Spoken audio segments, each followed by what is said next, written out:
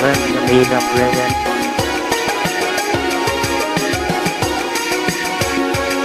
A Playguide video review. Sit back and enjoy the show.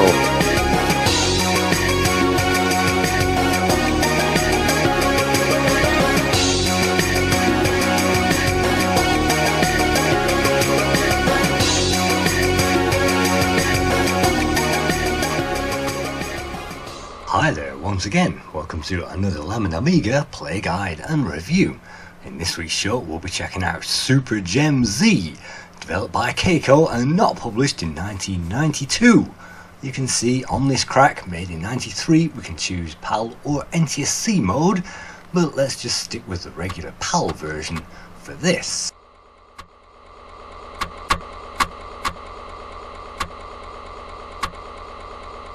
Super Gem Z was not released to the public, and the story of which I'll be going through a little later on.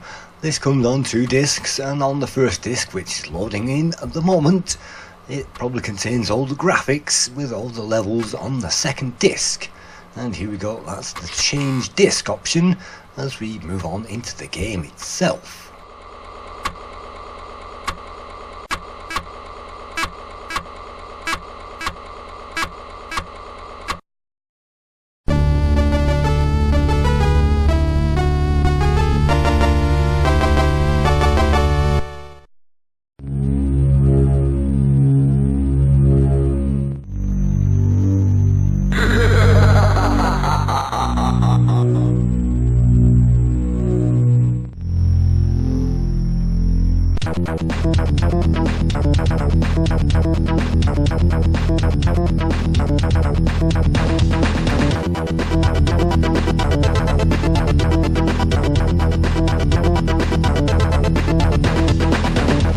Let's go, guys!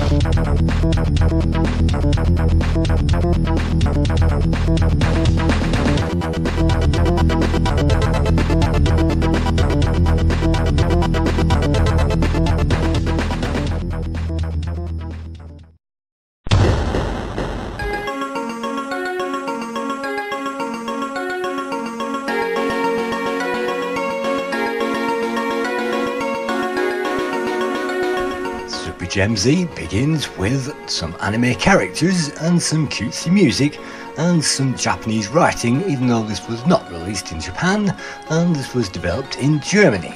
You can see some high scores, and unfortunately the emulator screen centering shows a little bit of a problem on some of these screens, and hopefully that won't spoil your experience. The game begins with a rudimentary introduction which for once does not begin in space, and according to this game we have to go around collecting the gems dropped by this thief as he's abandoned London, and you have to travel all over the map to get all those gems. So let's just press fire, and winners apparently save the planet in this game, which is a step up from taking drugs I suppose. And you can see that we can either play arcade or combat mode, and we can change the arena type as well. Let's just leave the level on normal and let's just select the 1 player mode and check this game out.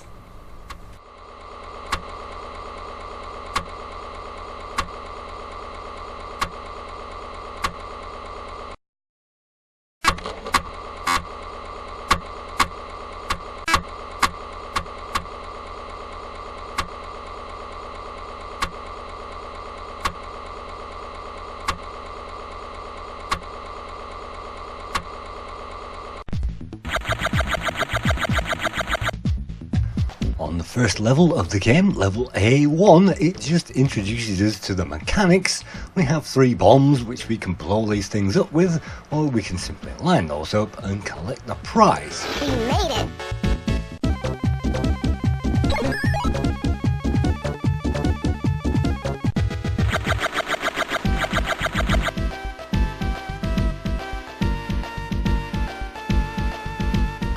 I like the fact that the game begins with a series of warm-up levels so that we get used to the hazards. In this case it's a few dumb creatures which you can actually blow away or trap, and I think you can have any number above 3 crystals lined up to blow those things away, and if you have 4 like this it should give us some kind of a bonus.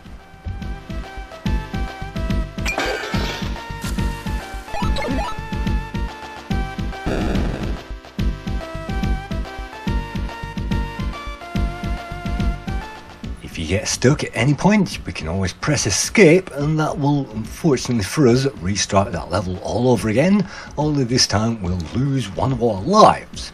You can see we start with 3 lives at the beginning of the game, and if we press escape now we go down to 2, but the level is now reset. The other way we can lose a life is to simply blow ourselves up on a bomb, and yes, this game does remind ourselves of a certain Bomberman which was released on the Amiga, which is a pretty good, well, bombing game where we drop bombs, and this is Bomber Girl, it would seem, from Keiko.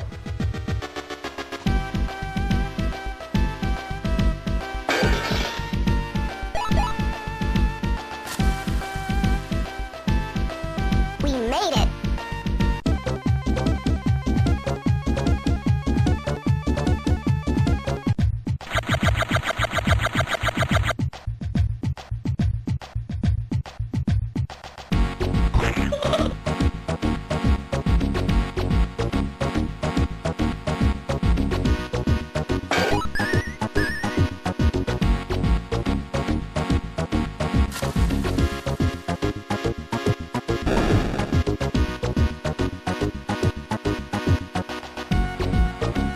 We made it.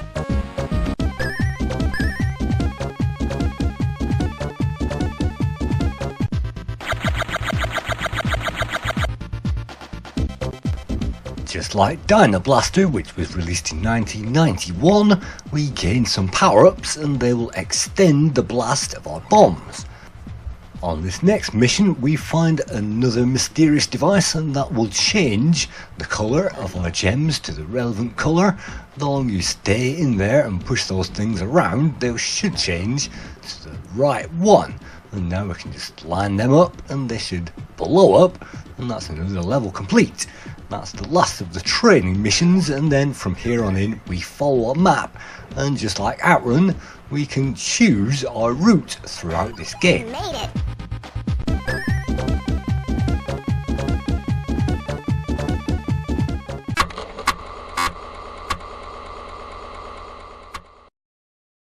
Just like all the best arcade games, it gives us 10 seconds to make up our mind between B and C, and no prizes for guessing I'm going for the B level because that seems slightly easier. And now we get treated to another round of disc loading, and then eventually after all that it will load up the next set of levels, which comprise of stage B.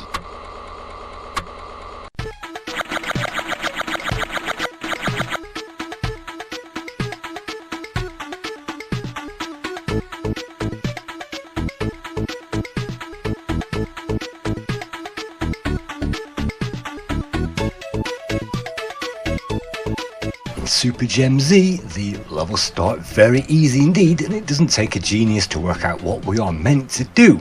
And if we somehow mess that up, and it's very easy sometimes to mess up this game, just when you don't want to do that, well, sometimes you're going to have to use a bomb, and we are given a number of bombs at the beginning of each stage, so that means that we can always get out of trouble. We made it.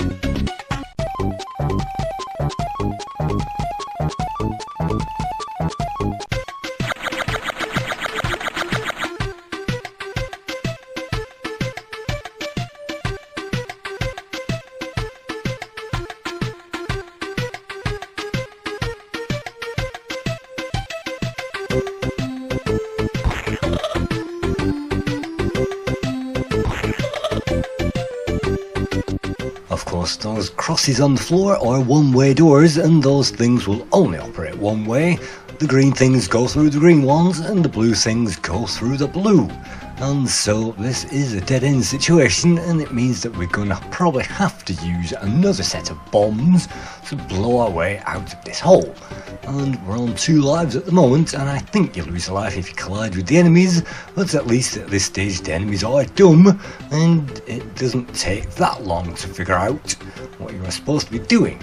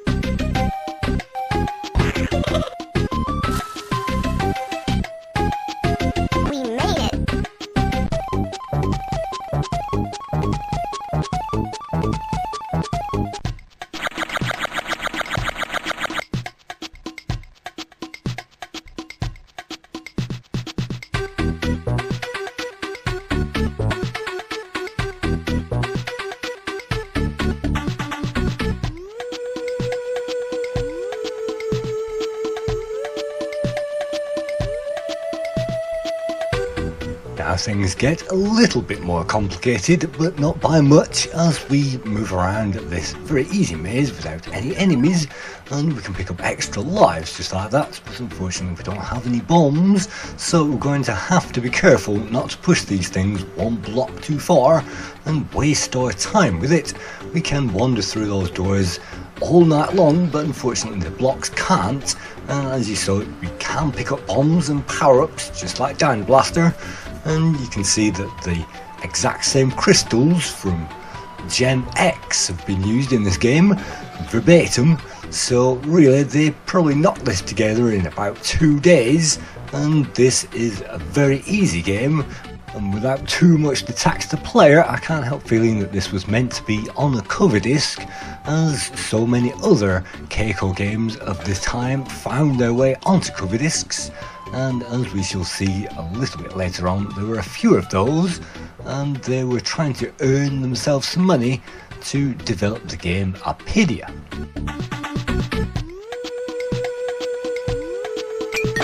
We made it.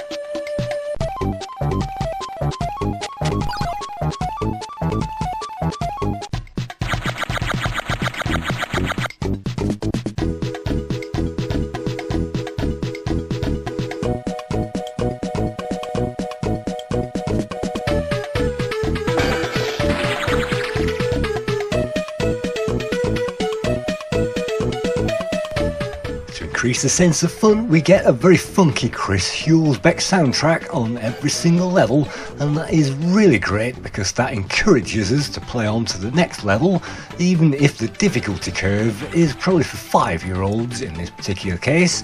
You can see that this level is a pushover, and unlike pushover it's slightly more interesting, even though it's very easy. We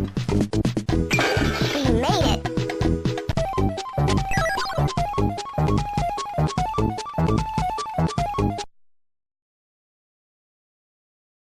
Of course, we still have a long way to go before we reach the hard levels, and I can only imagine level Z is supposed to be the hardest level, or the hardest set of stages, or rounds as it calls it.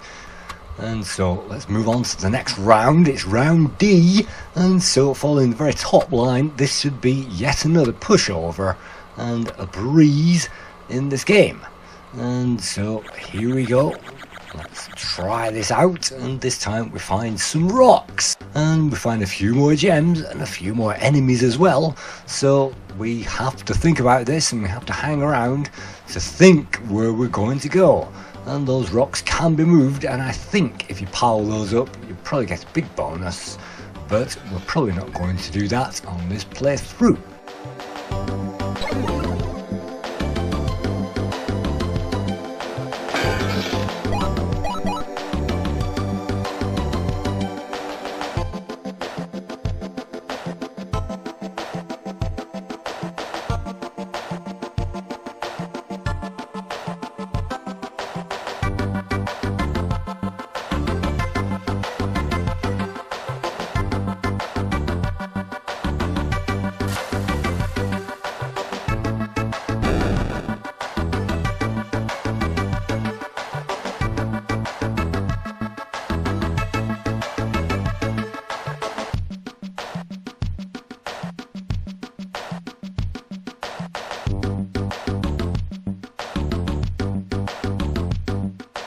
You may notice on this level we are given quite a number of blue ones, and so all we need to do is to drag a few blue ones together, and the red ones, well, the pink ones to the side are pretty easy, and so the red ones have just given us another shield, which means that we are invulnerable, and we can also now destroy the rest, a bit like the game Mahjong. Once you get a few tiles together in the right place, then the rest simply fall into the right order, and as long as they are in a line, not in an L shape, or maybe in a cube as well, those actually work. But if you get those clustered together, hopefully, well, making a meal of this, hopefully we can get those to the exit, and just like that, sometimes it doesn't quite work, and it's a great sound effect when we kill one of those enemies as well, which makes it worth it.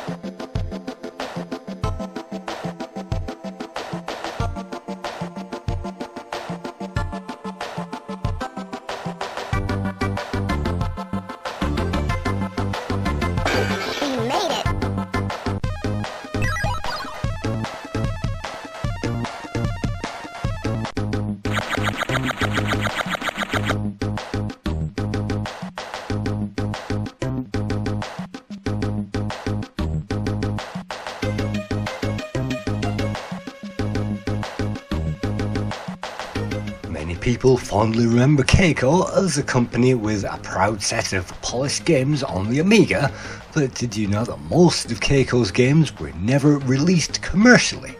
Yes, Keiko was founded in the autumn of 1990 as a software development studio based in Germany by Peter Thierolf, a programmer, Frank Matzke, a graphics artist, and Chris Hulsbeck, an audio technician.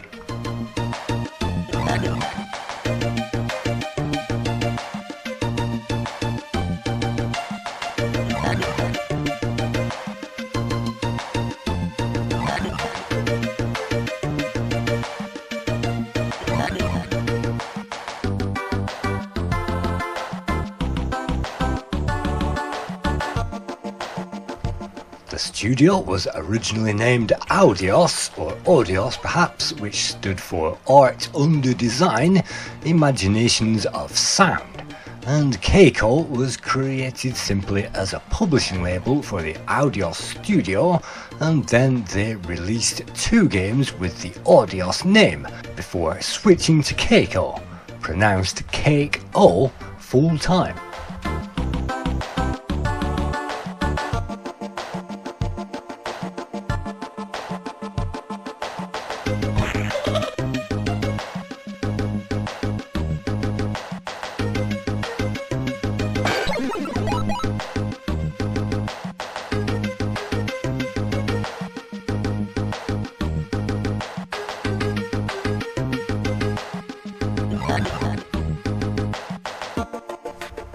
The first game that the company released to the public was Gem X, which they published and released in 1991, a puzzle game with a polished console quality, and was inspired by the work of Factor 5, as Chris Hulsbeck also worked for that company. The game was a big success, and soon they were planning their next game together, Apidia.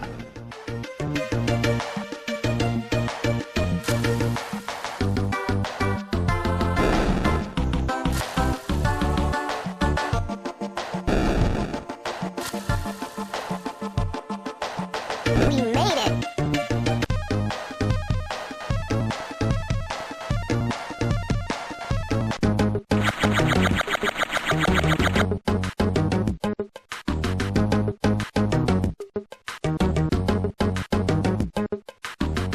It's 1991, and after the release of Gem X, they started to design and develop Apidia. But Apidia had a troubled development, mainly due to a lack of cash. The team decided to make a few quick games and sell them to magazines, and they invested in another label for their company called New Bits on the RAM.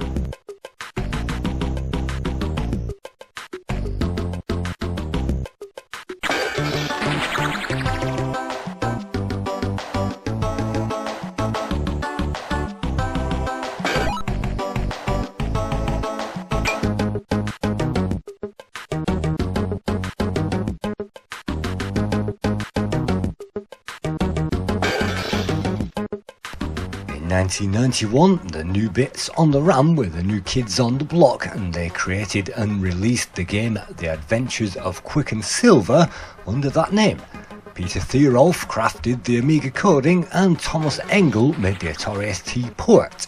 They sold the game to Amiga Fun magazine and received 15,000 Deutschmarks for each version, with the money going back into the making of Apidia.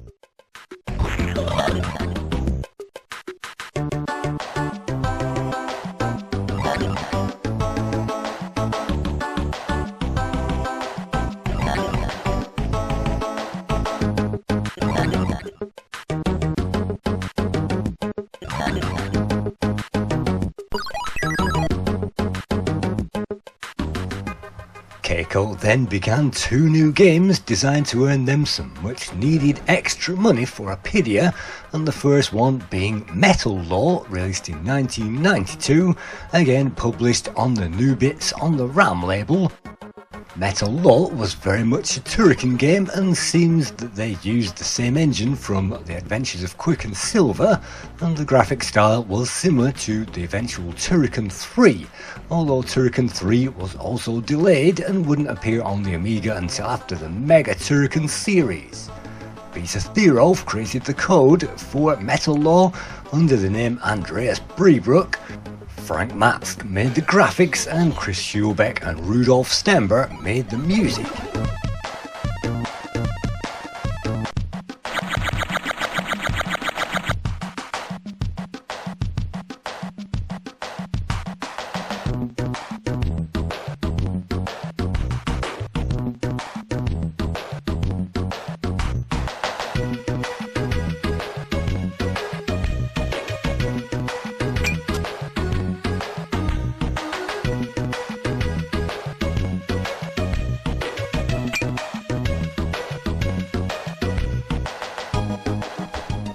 The income from Metal Law on the cover of magazines still wasn't enough cash to complete the work on Apidia, so they completed a third new game in order to complete this development.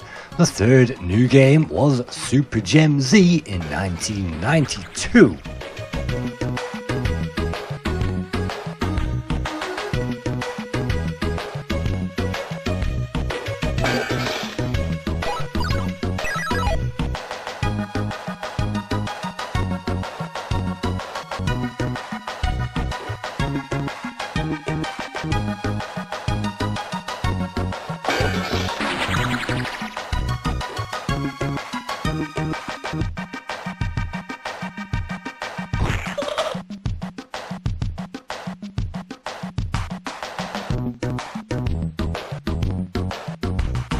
We made it!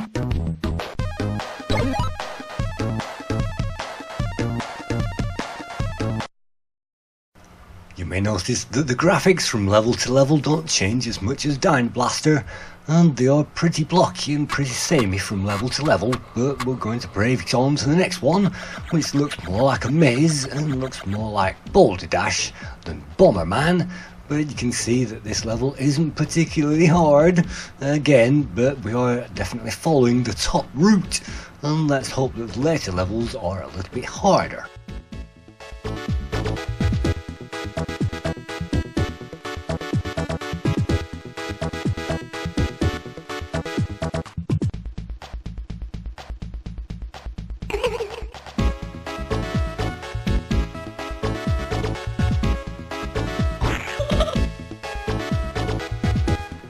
You may have noticed that the first Gem game had a typical Japanese anime style because of art director Matt's interest in Japanese comic book culture, and this was also carried over to Super Gem Z. Unfortunately, they took the only master copy of the game to a show in Cologne, and in 1992, whilst they were showing the game at the Cologne Computer Fair, it was stolen. The game subsequently appeared as a pre-release crack within days of this theft.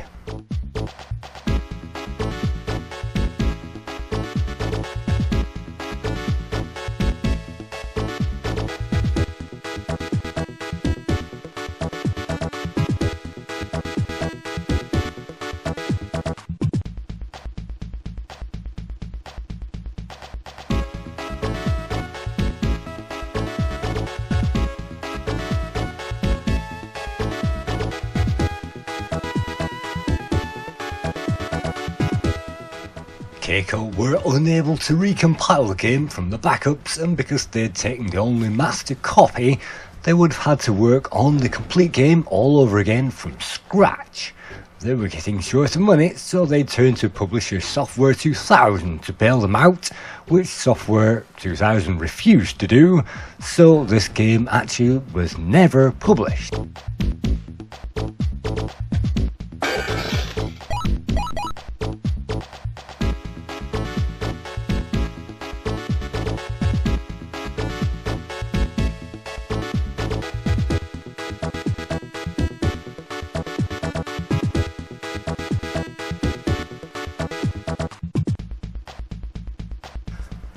For my money, some of the levels feel like they are rather unplay-tested, but the game does not have a time limit, and you can see that we've been stacking up those lives. We're still on 6 lives, and we have just 1 bomb left, so it means that we are going to have to skillfully get around this level.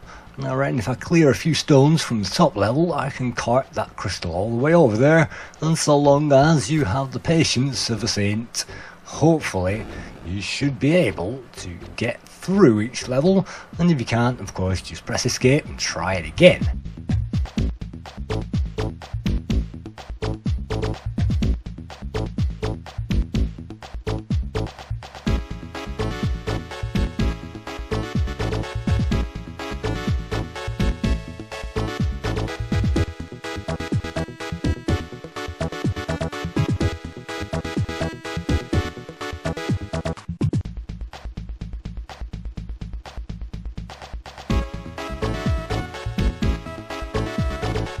In 1992, Keiko tried again to produce the Apidia game, and after 3 games to fund development, Apidia was finally ready. And they put everything into publishing their new game, which the company finally released into Europe and worldwide in 1992. And they still published under the name Audios, and they also released a separate version under the Keiko label. Both versions are exactly the same and identical, and Software 2000, which was a German publisher, still refused to publish the game, so instead Apidia was published by another German software house, Blue Byte.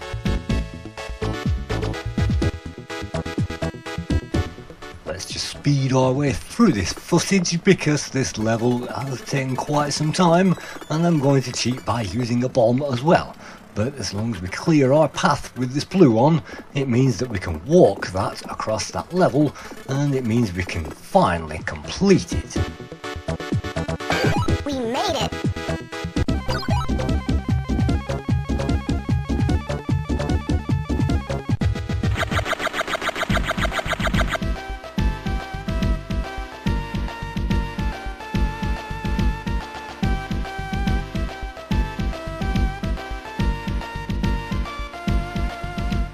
After Apidia, Keiko also helped with the development of Turrican 3 and had a good connection with Factor 5 at the time, and most of Keiko you can see in the end credits of Turrican 3. Keiko also began work on their next game, Timid the Flying Squirrel, in 1993, and Timid was a platformer with lots of polish and showed what the Amiga 500 could really do with lots and lots of layers of bit planes.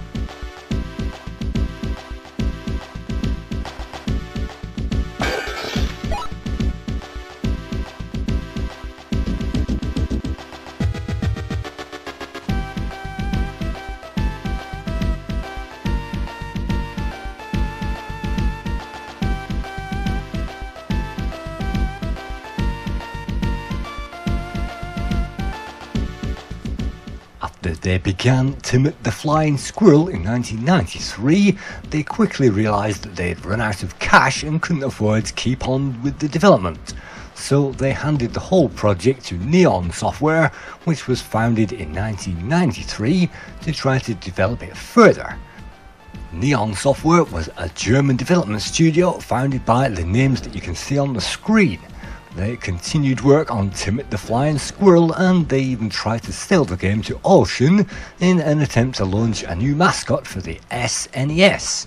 But Ocean simply changed the Flying Squirrel to an ordinary squirrel and released the game as a follow-up to their Mr. Nuts license called Mr. Nuts Hopping Mad in 1994. And so Timid eventually became Mr. Nuts by Ocean.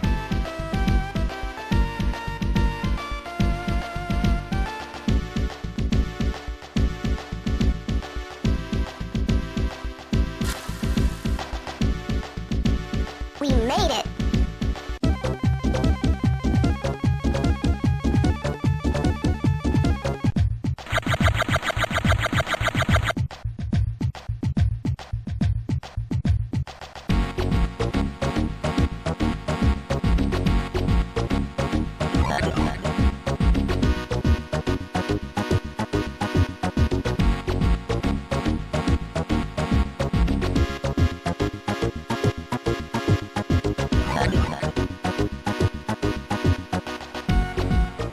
Ocean France had originally developed the first Mr. Nuts title in 1993 on the Amiga, but the game was actually never released on this machine, only on the consoles. And they converted the Timid game, and then the second game in the series, Mr. Nuts Hopping Mad, was released, and it was ported to the consoles from the Amiga version as Mr. Nuts 2, although it never made it to the Sega Mega Drive at the time. It was completed, and the code has been recently found, and the game has been now released. Ocean was so impressed with the game that they gave Neon a contract for more. Meanwhile, Keiko got busy with their next game, Miss Honeybee and the Shock of Magic.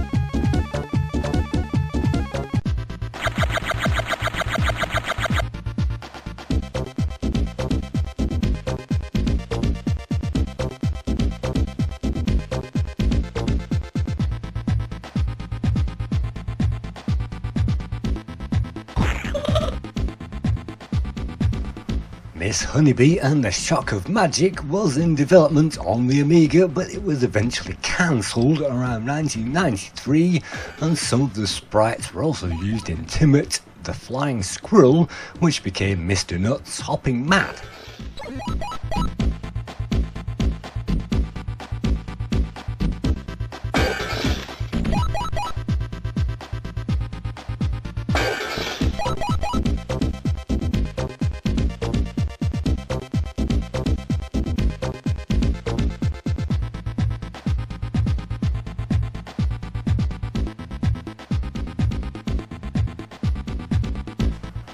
Keiko's fortunes continued to be in serious financial trouble, so they decided to make a game based on the ups and downs of a struggling software development company called Software Manager.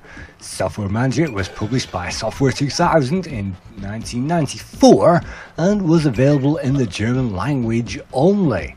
So the release was very limited in its distribution, the game sold very poorly and has never been rated on the LemonAmiga database.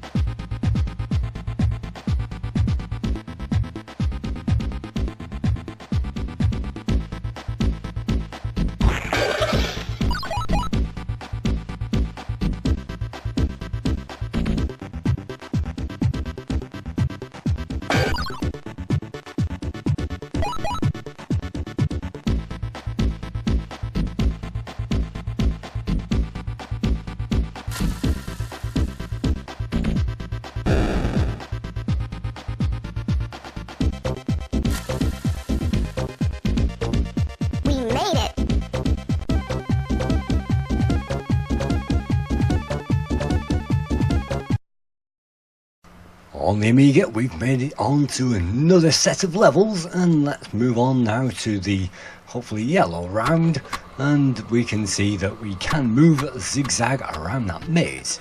And so the mazes, you can see, have a background which reminds me of Robocod with the hearts, and the gems, of course, reminding us of Gem X. And this game is very easy. You can see that we can collect tons of bombs from the beginning of it, and still we are playing the easy levels, but I think at this stage, even with this difficulty, the casual player may be getting a little bored. So I'd recommend going for the harder levels if you're going to play the game at all, and then you can get stuck into something that's really fun. Otherwise, if the kids are involved, then by all means play these easy levels and let them work out how to do it before you do.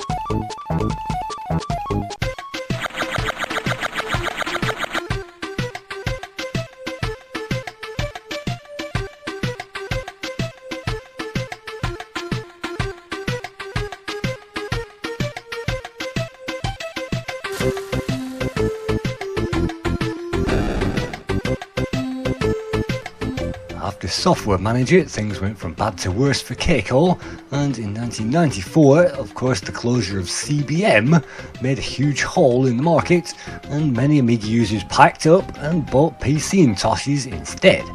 And Keiko began at least 3 new games at this time, hoping to continue work on the Amiga. The first new game was Flamingo Tours, a game based on a travel agency and another kind of management sim.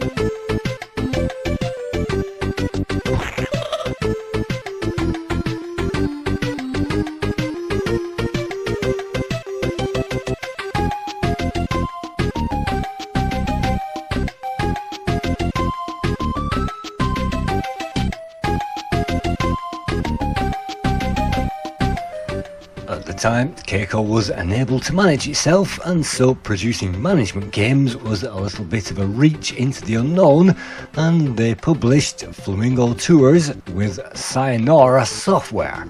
The game sold very, very poorly, and so the next game was Ninjas in Space, and this is an unknown title with very little information that we know about it that could be found online. It was cancelled and never saw the light of day.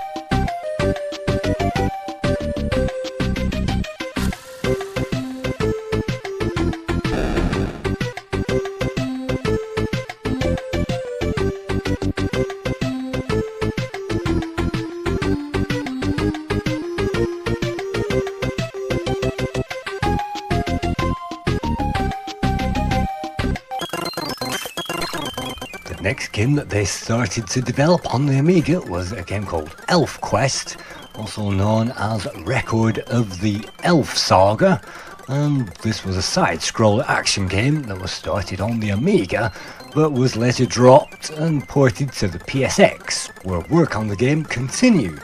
Elf Saga was then cancelled by Software 2000 after 1.5 years of hard work, just as the game was almost ready to be shipped, and so it never appeared or was released.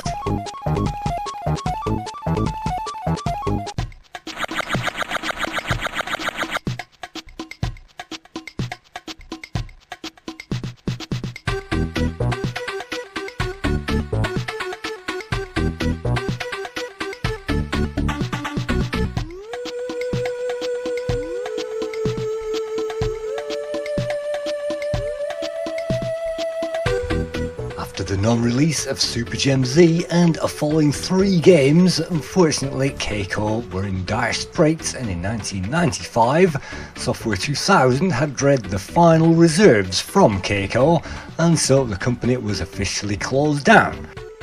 Peter Thierolf had co-founded the development studio Neon in Germany, and so he went to work for them and went to work on Tunnel B1 with Chris Hulsbeck and The Legend of K on the PS2. Frank Matzk joined the marketing department of Havas-Sier and currently Zenimax in Germany, and Chris Hulsbeck of course emigrated to California in 1998.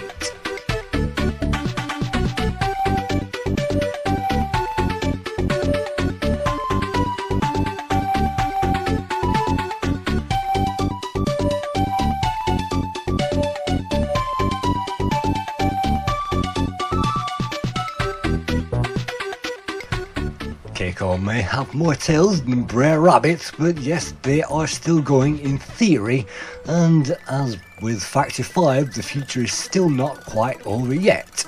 And unfortunately the future is over for this particular game because it was never released, and you can find this online as an ADF. And I must say that it is quite underwhelming from the levels that I've played so far, and it's only just getting interesting now, just as I'm getting bored with it. I like how you can kick things around and shove things into corners, and this really does speed up the game, and you can really blow things up and get stuck in on some of the earlier levels. I'm sure I haven't found the best of the game yet, but it's a puzzler, and yes, you can actually enter a code to skip through to all these sections, and it gives you the code on the intermission screens, so it means that you can skip all the way through to later rounds if you want to do so. And yes, all of those codes are available on the LemonAmiga website, and unfortunately that brings us on to the fact that there were no reviews for this game, and the only score that I could find came from the LemonAmiga website.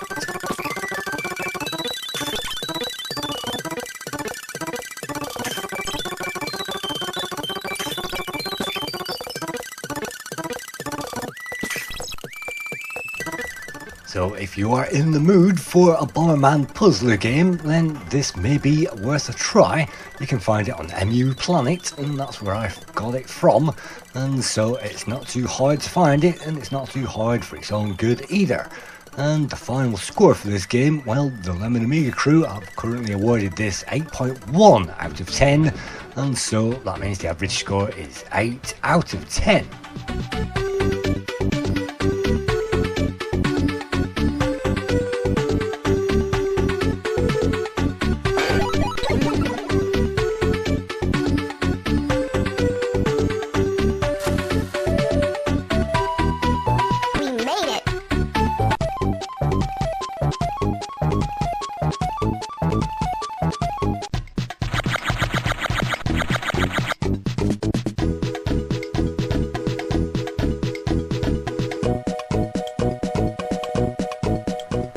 As you saw, we made it onto the M4, and apparently we were drinking Oxol on the M4, or whatever they may be. It's supposed to be noughts and crosses, of course, and these levels are now beginning to be a little more of a joke than I anticipated they would be, and chicken drumsticks in the background means that I am losing my patience with this game, so I'm going to press escape and Q, or whichever the combination may be, and I'm going to quit this game. And that means that we get to carry on to that high score table after some more loading, of course, and enter our name that we've managed to get so far.